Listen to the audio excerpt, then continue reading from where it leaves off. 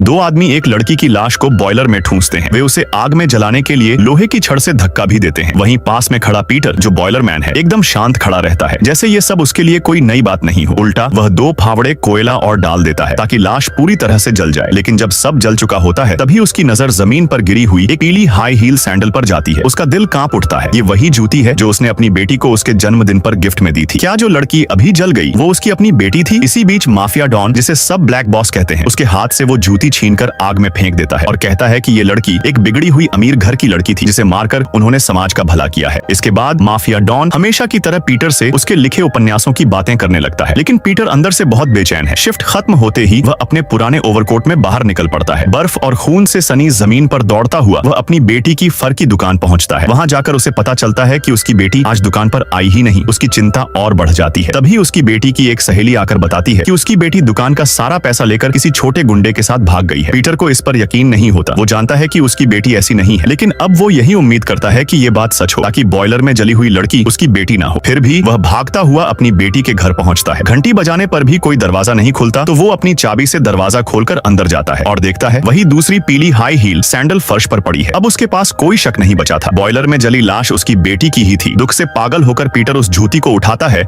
और उसे भी आग में फेंक देता है। फिर अपने पुराने कपबोर्ड से सेना की पोशाक निकालता है और ये बूढ़ा सैनिक फिर से युद्ध के लिए तैयार है। बर्फीली हवाओं में वह आगे बढ़ता है, परंतु उसे समझ नहीं आता कि उसका पुराना दोस्त माफिया डॉन, जिसने कभी कोई लड़ाई नहीं लड़ी, कैसे इतना बेरहम हो गया कि उसके सामने ही उसकी बेटी की लाश जला दी।